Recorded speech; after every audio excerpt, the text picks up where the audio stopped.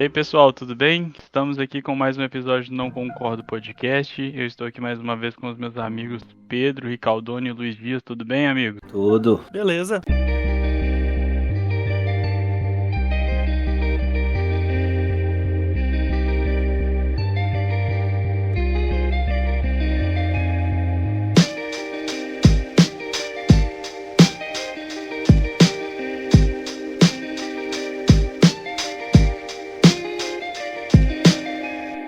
Então, hoje nós temos um episódio um pouquinho diferente dos últimos. Hoje nós vamos falar dos melhores jogos que jogamos no ano de 2023.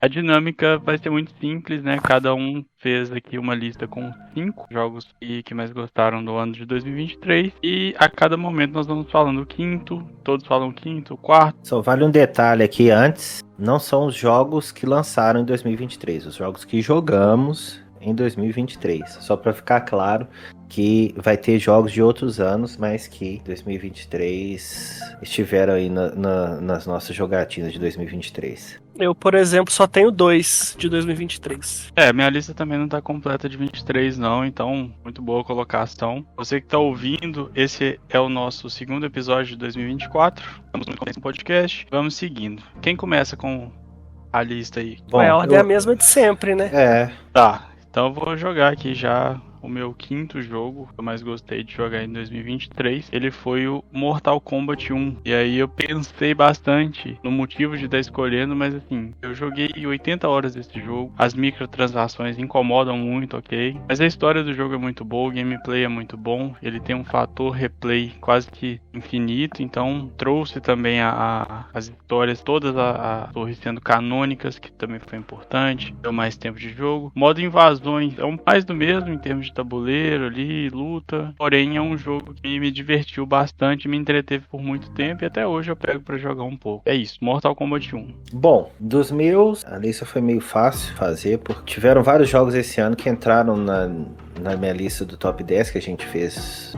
bem no início do podcast, né? Eu acho que foi o segundo podcast, certo? É. Então, vamos lá. O número 5 não estava naquela lista e foi, inclusive, um dos primeiros jogos que eu joguei nesse ano. Eu não sei se foi o primeiro, foi o Hogwarts Legacy. E eu gostei bastante de jogar ele, porque como fã de Harry Potter e cresceu junto com o lançamento dos livros, sempre foi um sonho ter um jogo do Harry Potter que a gente pudesse explorar o mundo, né? E esse jogo só começou a ser viável um bom tempo depois, né? E mesmo assim, eles não haviam feito um jogo de mundo aberto do Harry Potter com Hogwarts completa, com Hogsmeade e esse tipo de coisa. Então, de fato, esse foi o melhor jogo de Harry Potter já lançado. E ele tem alguns elementos de RPG que são meio repetitivos, estilo Ubi, mas que em geral o jogo foi muito bem feito, foi muito interessante jogar e foi assim, acredito que um dos jogos mais relaxantes que eu joguei esse ano. E eu percebo que eu joguei muito jogo relaxante esse ano, desse que você vai jogando e só curte a história, a exploração, não tem ali uma pressão muito grande do desafio. Eu consigo ver meu 2023 como sendo bastante nessa área.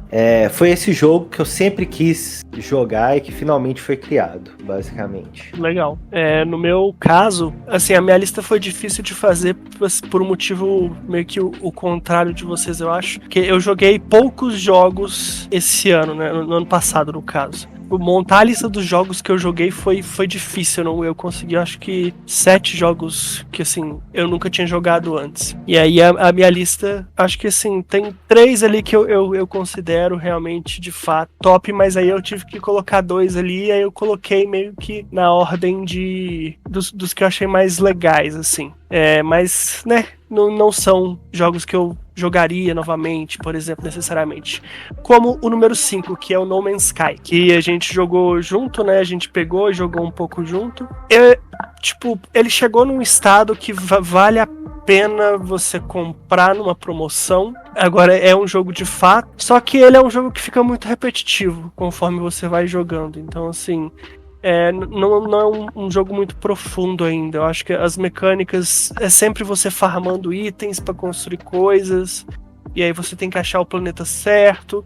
Os planetas têm uma diversidade razoável, mas você ainda tá fazendo basicamente as mesmas coisas em todos os planetas. As bases são muito parecidas, então assim, eu acho que assim, é um tipo de jogo que dá pra você divertir ou jogando com galera, ou daquela primeira vez, que você tá ainda conhecendo o jogo, que aí quando você conhece o jogo, ele fica meio chato, e aí eu não sei se eu voltaria nele no futuro, assim, dando vontade de jogar, né? Mas esse é o meu quinto lugar. Eu concordo com você nesse sentido, que tipo assim, eu diria até que se você puder aliar já jogar a primeira vez com jogar com os amigos, vai ser a melhor experiência que você vai ter do jogo, mas mesmo assim vai ficar repetitivo e entediante. Bom, então, meu quarto lugar aqui dos melhores jogos que eu joguei em 2023, eu separei para um jogo que eu queria já ter jogado há muito tempo, desde que ele lançou, só que na época eu tava sem console, que é o Devil May Cry 5. Apesar da história ter totalmente voltada para ir diretamente para os fãs e fanservice, e acabar sendo repetitiva, a mesma fórmula de sucesso, as mesmas coisas, eles conseguiram inovar em muitas situações relacionadas ao gameplay. Para um jogo hack and slash, isso normalmente é um pouco mais difícil, eu acho que é complicado você deixar o combate um pouco mais elaborado do que normalmente né? Porque normalmente ele é mais simples. Eles conseguiram dar uma aliança dessas duas coisas, né? E o jogo não é longo, não é tão curto, mas ele não é longo. Você consegue ali, naquele mesmo esquema das 20 missões, zerar o jogo, dependendo da empolgação, vai num dia só. E ele é muito desafiador, com um fator replay muito grande, pela variedade do gameplay dele, a variedade de coisas que você pode fazer. Então fica aí na minha lista o Devil May Cry 5.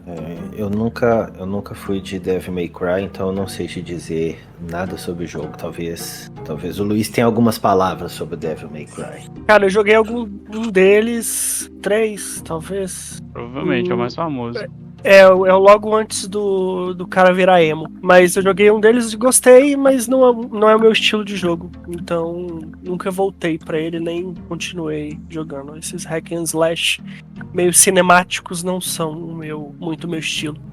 Bom, pra mim, o número 4 foi o Zelda Tears of the Kingdom. Se vocês quiserem uma análise completa do jogo, vejam o episódio 2. Em que eu falo dele, né? Foi um jogo que, como Hogwarts Legacy, foi muito relaxante de jogar. Ele tem elementos de gameplay bem aprofundados. Ele é muito inovador, mesmo sendo uma continuação. Ele é muito, muito, muito relaxante para jogar. Realmente é um jogão. Ele entrou no meu top, no número 8 do meu top 10 de todos os tempos, inclusive. Então, é isso aí, Zeldinha. O meu quarto lugar é um jogo de 2016. Eu peguei também em promoção, que ele tá sempre em promoção, que é o Civ 6, que é um jogo de estratégia, né, estratégia em turnos. Ele é uma boa evolução do 5, também por ser um jogo de 2016, você acha assim, promoção de 70%, 80% de desconto, com um pacote mais completo, então vale a pena você pegar nesses termos, assim, não é um jogo que não vale o preço cheio. E eu acho que ele evoluiu bem do 5, é um jogo que dá pra fazer muita coisa, eles colocaram mecânicas novas no jogo, então assim, desastres, naturais, coisas que você tem que se preocupar. Então é um jogo muito bacana se você gosta de estratégia. Eu acho que as pessoas que gostam vão curtir. Diferente.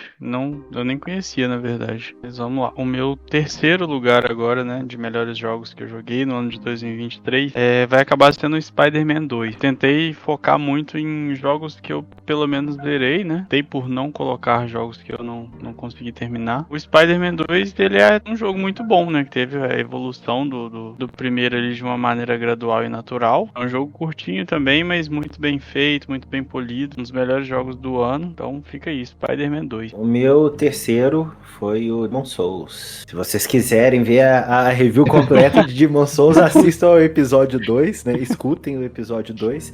Ele foi o meu número 4 do do top 10 de todos os tempos. Pô, Demon's Souls é o jogo que começou o Soulsborne. Eu sempre gostei da história dele mais do que dos outros. Eu sempre achei o ambiente, a atmosfera dele muito diferenciada. E a gente vê ali o início das mecânicas e do gameplay da From Software que ainda não havia sido completamente desenvolvido. Então, por exemplo, não tem aquele pulo correndo que depois entrou no Dark Souls 1, que depois virou um botão específico no Sekiro e no Elden Ring. Pô, é um jogo que eu acho que todo mundo que tiver oportunidade devia jogar. Todo mundo que tem um play, joga aí o remake, que também ficou muito bom, pra ver o que é a assinatura do Soulsborne. Em meu terceiro lugar, esse é um jogo que eu peguei no Switch. Ele chama Fist, que é uma sigla, na verdade, que é Forged in Shadow Torch, que é um Metroidvania que, assim, ele combina muitas coisas e funciona em termos de série, né, em termos da ambientação dele.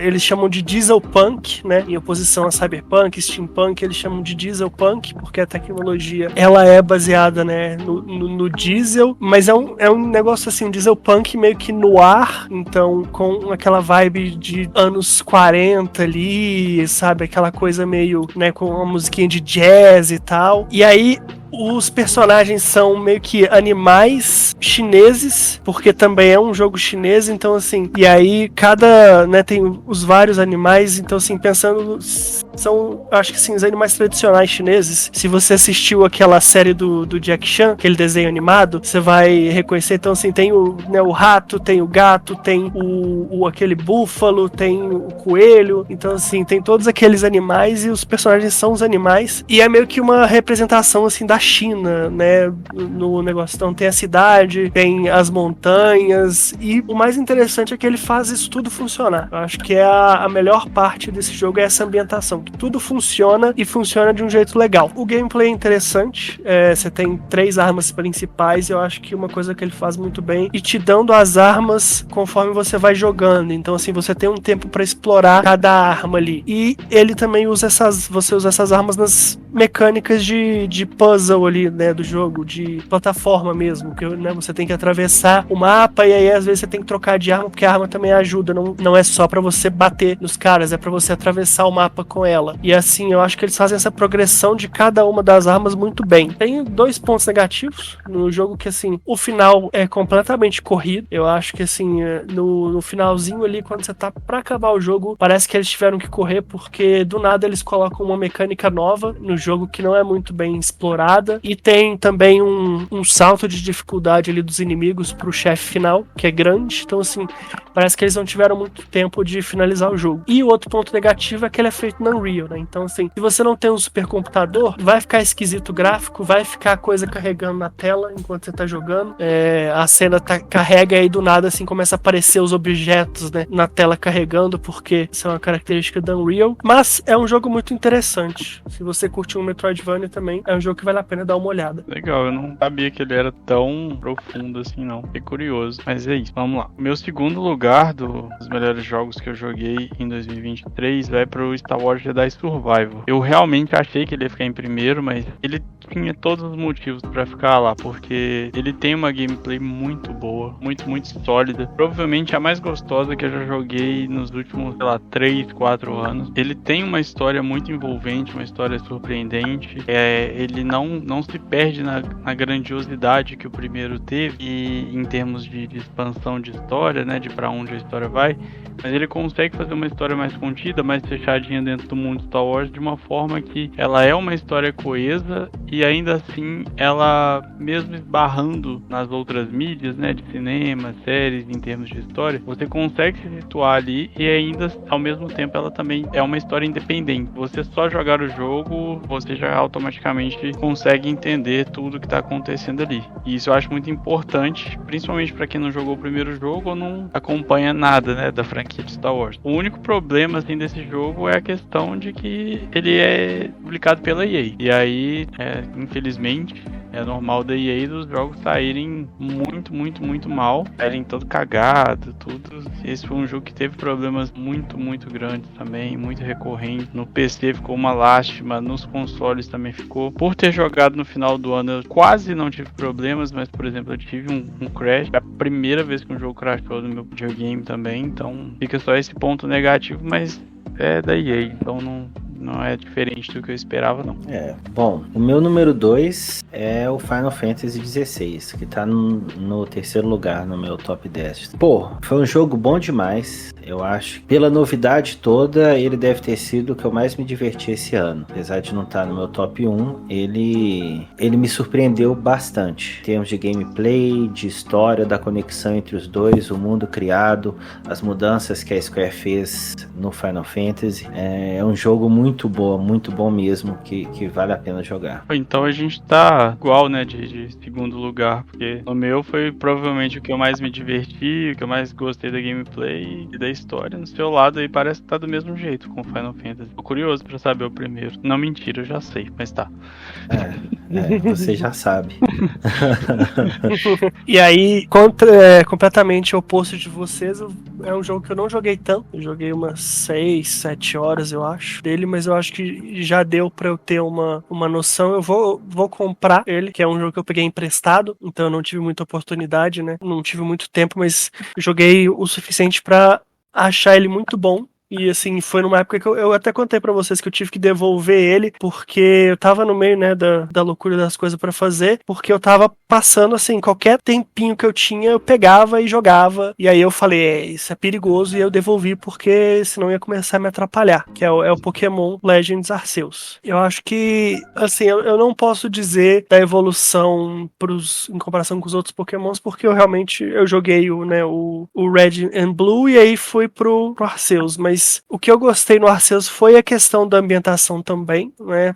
Eu acho que eles fizeram uma coisa meio que mais antiga, mas assim, o início do que seria, né, esse mundo do Pokémon, deles descobrindo como captura, estudando os Pokémons e tal, achei isso bem legal. A questão de você ver os Pokémons no mundo também, né, ao invés de só tropeçar neles, eu achei também muito bacana, porque dá uma dinâmica maior, né, no jogo, você não precisa ficar andando na grama e esperando dar aquela coisa, achou um Pokémon, que Pokémon que é? Não, você pode ver, aquele ali eu quero, que esse aqui eu não quero. Isso eu achei muito bacana. E assim, aquelas coisas de sempre que eles ainda fazem muito bem, né? Que o combate é muito bacana. Pokémon, assim, em termos de combate em turnos ali, são quase referência também, né? Nessa questão. Então, eles fazem muito bem e é por isso que ele tá na minha lista. Quando tiver uma promoção, alguma coisa assim, eu com certeza vou pegar pra jogar, pra valer. Posso dizer que esse Pokémon, ele quase entrou no lugar do Hogwarts Legacy meu, só que o fator nostalgia bateu mais forte. Mas eu concordo com tudo que você disse sobre ele.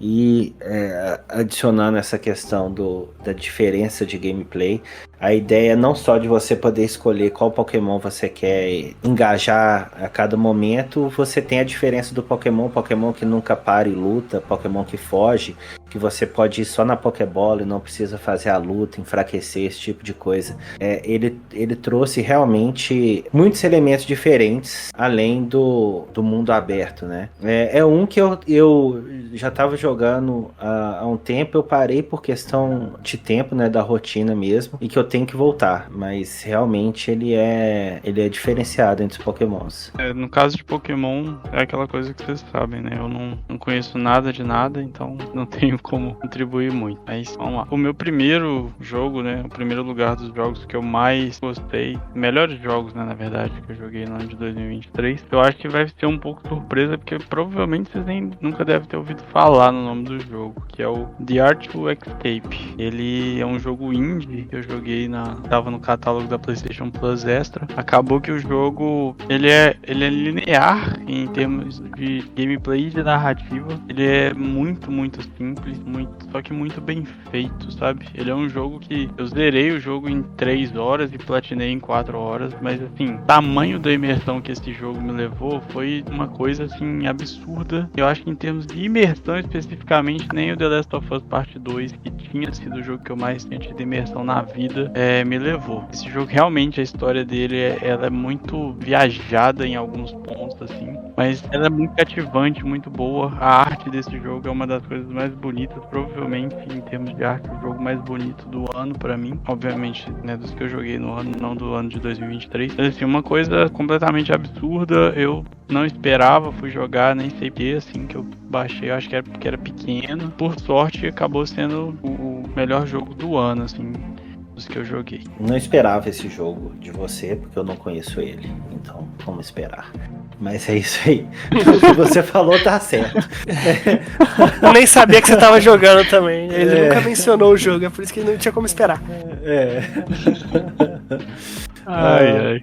O meu primeiro é o Bloodborne, não tem como. Minha zona de conforto, o jogo que eu escolho pra passar o tempo, o jogo que eu escolho pra fazer co-op, o jogo que eu escolho pra fazer invasão. Se vocês quiserem a review aprofundada do Bloodborne, vê meu top 10, episódio 2. É o top 1 dele também.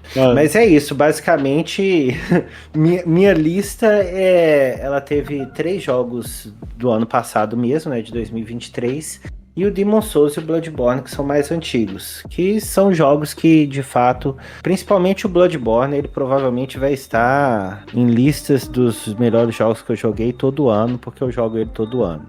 Total de 0 surpresas. Mas é isso aí. Não, é por isso que eu fiz diferente, né? Eu só peguei jogos que eu comecei a jogar no ano passado, entendeu? Eu não peguei jogos que eu já jogava antes, justamente porque senão ia ficar, né? Quase uma lista de melhores jogos ali, talvez. Indiretamente eu acabei fazendo isso também. Agora que você falou, não tinha pensado, mas eu fiz isso também.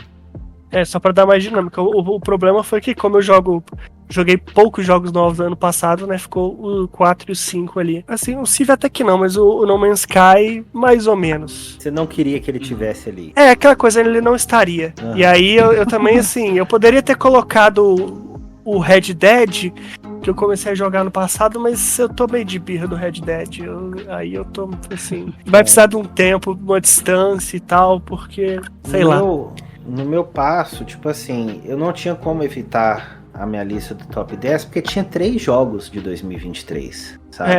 Isso eu com falei certeza. assim, eu não ia poder falar, sabe? Vou ignorar meu top 10 e aí eu teria que adicionar, tipo assim, o top 1 seria o Hogwarts Legacy, dos jogos que eu joguei em 2023. E eu falar, não, isso não é possível, entendeu? Como que eu tiro o Zelda, o Final Fantasy XVI, né, dessa lista? Mas, calma aí, onde é que eu tava? Eu tinha um comentário. Sim, que nem o Pedro tá falando, se vocês quiserem ouvir por que eu tô com essa birra do Red Dead, eu acho que 2 episódios atrás, não foi? Que teve um momento que eu parei ali, eu falei o quê? Uns 10 minutos de porquê, quais são os meus problemas com ele. Agora eu tenho mais... 2 episódios atrás mesmo. 2 episódios atrás. Aí hoje eu tenho mais problemas com ele ainda, que você vai percebendo. É engraçado, assim, eu acho que eu nunca parei pra pensar tanto num jogo assim, mas tenho mais problemas com ele ainda, então assim, o Red Dead ficou de fora por causa disso. Mas joguei bastante. Não tô falando que é um jogo ruim, eu acho que eu joguei 80 horas dele e tal, é só porque realmente tá muito recente. Enfim. Um detalhe aqui antes de você ir pro seu, não tem um dia que a gente não fala mal da Rockstar ou da Bethesda. Tipo uma isso. ou outra. Então tá aí a assinatura do episódio de hoje. O episódio de hoje é falar mal da Rockstar também, né? Da Bethesda. Porque isso é o episódio anterior também. Então, não, pois é. A gente tá trocando, entendeu? Vai variando. No anterior foi das duas, né? Nesse é só Rockstar, por enquanto.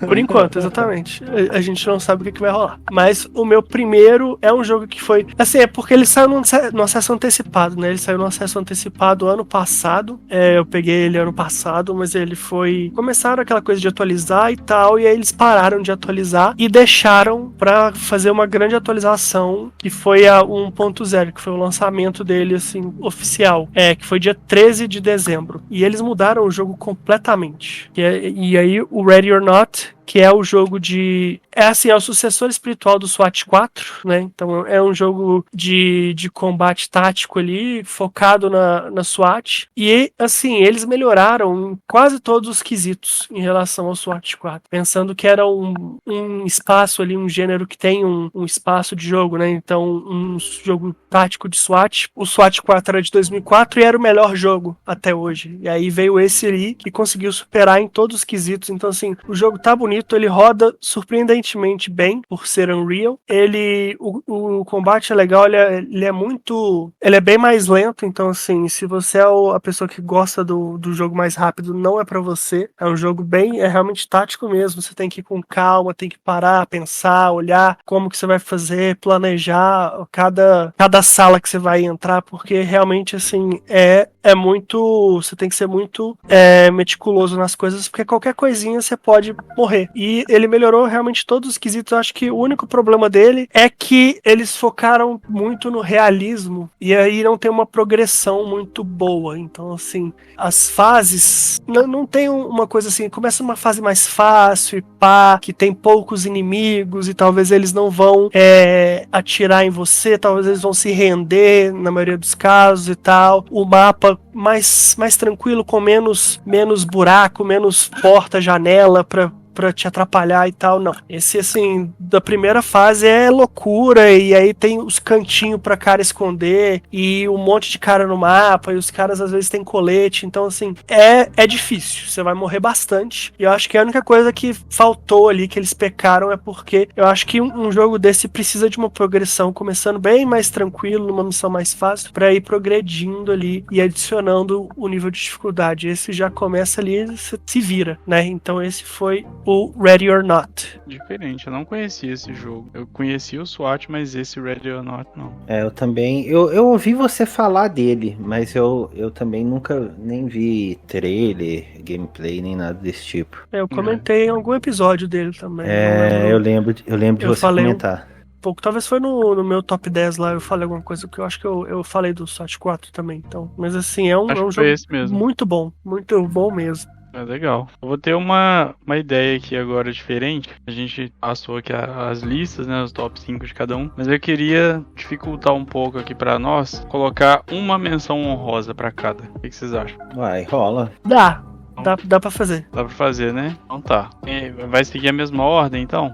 Uhum. Pode ser. Tá, como eu já tava pensando, eu já escolhi, né? Então não foi muito difícil, não. O jogo que fica como minha menção honrosa, que quase entrou nesse top 5, foi o Telling Lies. Ele não é um jogo que possui, né, gráficos nem nada, ele é uma coletânea de vídeos, né? E você joga todo o jogo na tela de um notebook com acesso a vários arquivos de vídeo. E aí eles dão muita mobilidade, assim, pra você passar dentro dos vídeos. Só que você sempre consegue ver esses vídeos apenas pesquisando palavras-chave. Acaba que você não vê tudo na ordem cronológica, né? E à medida que vai passando o jogo, você vai entendendo que a moça é uma detetive, tá analisando ali todos os dados de vídeo que teve de um crime que aconteceu. A ideia é que você tenha que se virar e entender o que aconteceu, mesmo vendo fora da cronologia, tentando colocar isso em ordem, achando as palavras-chave certas. O jogo que me surpreendeu muito pela densidade da história, pela maneira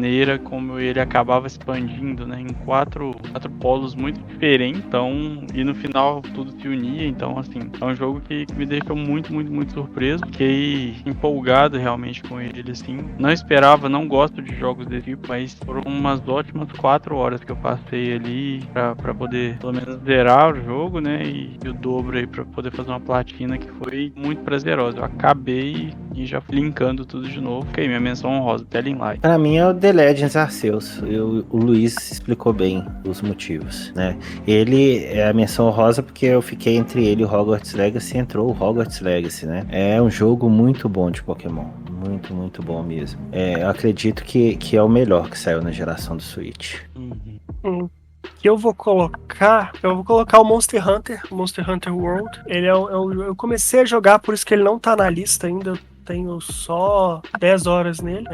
Por isso que eu não coloquei ele na lista ainda. E aí, um outro motivo relacionado, né? Que é o Monster Hunter World é de 2016, 2018 também, alguma coisa assim. Então, já é um jogo bem, né? 5 anos pelo menos ali.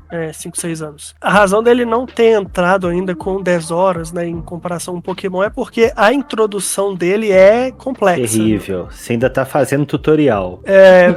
Basicamente, assim, é uma das piores introduções que eu já vi, porque assim, eu reclamei do Pokémon, na introdução do Pokémon, acho que eu não sei se foi no episódio ou se eu só comentei com vocês, mas o Pokémon, o Arceus, ele também tem uma introdução que é difícil, porque é 40 minutos ali pro jogo te soltar, de tutorial. O Monster Hunter é mais que isso, e assim, é um negócio muito esquisito, porque é aquela abertura que você tá subindo no monstro lá, não sei por que motivo, e aí depois eles te contam um pouquinho da história, e aí eles te socam, assim, 50 tutoriais diferentes para 50 mecânicas diferentes ao mesmo tempo ali, e você sai de um tutorial, vai para outro tutorial e 1 milhão de coisas, e assim, e o tutorial tem esse cara aqui que ele pode fazer armas pra você, e aí aparece o textinho na tela te explicando, que eu acho que assim, é um dos piores tipos de tutorial que você pode fazer num jogo. E aí, tem o cara pra fazer as armas, tem o cara que você pode comprar armas, tem o cara que pode fazer comida pra você, o cara pra fazer pesquisa, tem pra pegar missão secundária, missão principal, e assim, é tanta coisa ao mesmo tempo que você se sente sufocado, e aí você fica meio, meu Deus do céu. Então assim, pra eu começar a curtir o jogo, foram umas 6 horas de verdade ali. E aí eu falei, não, agora tá ficando legal. Foi um Miles Morales aí pra você poder começar a curtir o jogo.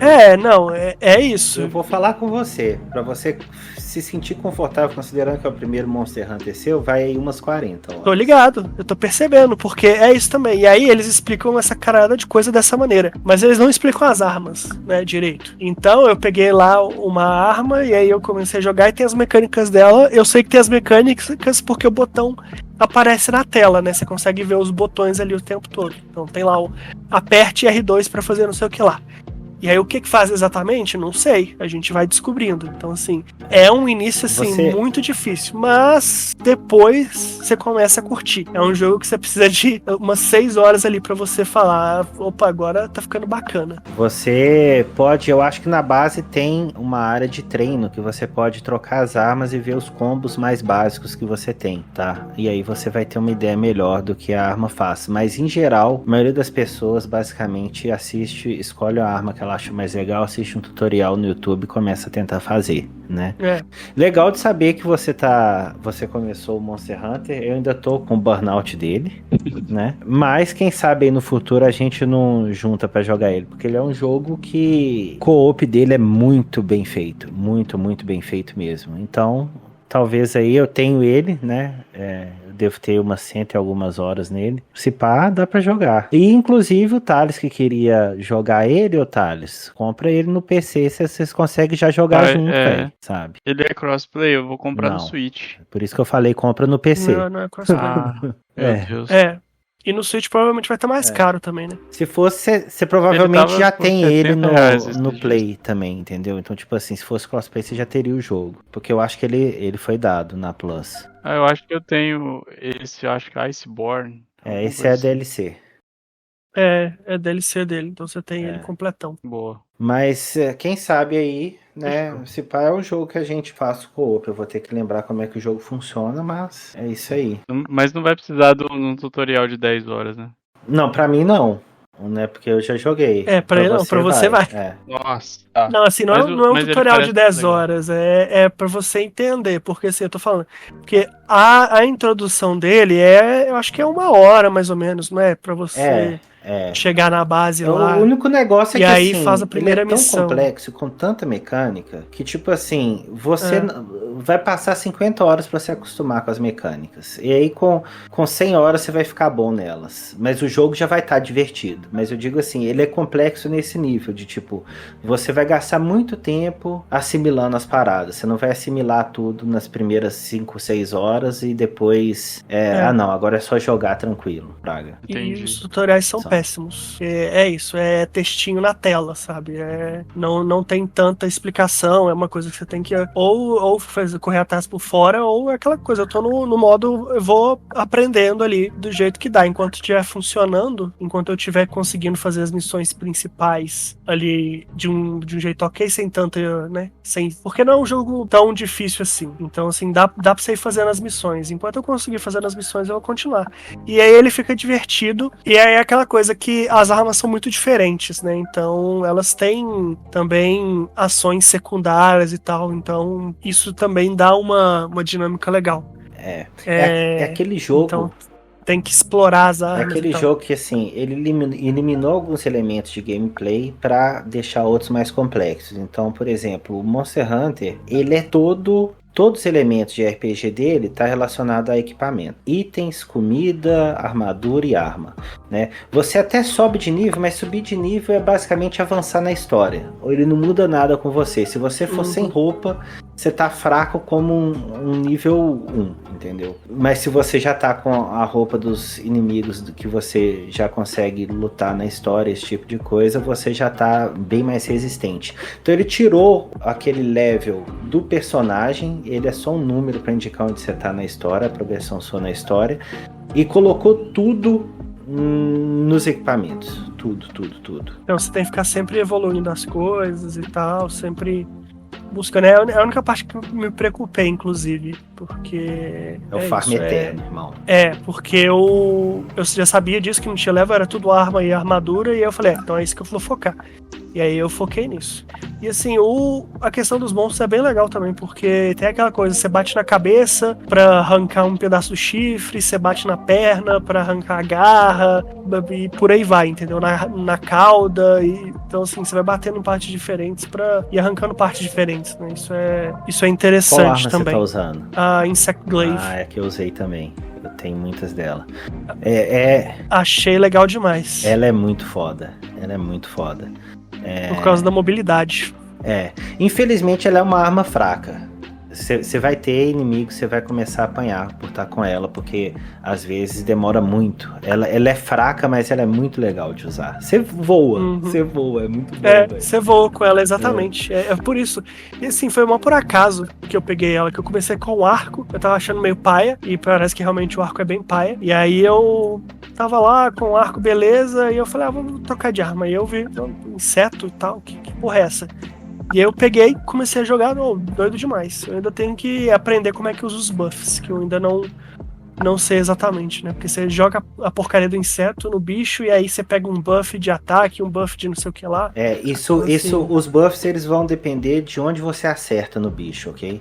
Então a ideia geral é que você tem que acertar 3 pontos diferentes, aí você vai ter um de cada buff, né? Mas é isso. Fica branquinho, é amarelo, eu não lembro, o azul. Vermelho, branco e outra cor, né? Eu já vi o vermelho e o branco, a outra cor eu também não lembro qual que é. Não, legal demais. Sem dúvida, velho, o Monster Hunter, nos jogos de co-op, ele devia estar no meu top 3. Porque o co-op dele, o jogo muda demais. Eu acho, na moral, que se você... se o Thales animar a jogar ele, talvez até volte. Baixa aqui e jogo com vocês, velho. Porque o co-op dele é muito da bom. Promoção agora, né? Mas quem sabe ainda não tá nesses gift card, nessas lojas online, né? É porque a edição que eu tenho é aquela com o Iceborne, né? Que aí era R$68 na promoção. Eu não tenho o Iceborne ainda, não joguei a DLC. Mas é uma coisa assim, você vai jogar muito jogo antes de chegar no Iceborne. Vai. Eu coloquei ele aqui na lista de desejos. Próxima promoção, então, a gente já fica combinado. Faço questão. Demorou. Fechou? Bom, então é isso. Esse episódio foi um pouco mais curto, mas mais direcionado também com temas, né? Agradeço vocês aí por mais um episódio gravado. Muito bom falar sempre com vocês, meus amigos. Não se esqueça de nos avaliar no Spotify, curtir e se inscrever no YouTube. Beleza? Um abraço. Abraço. Valeu.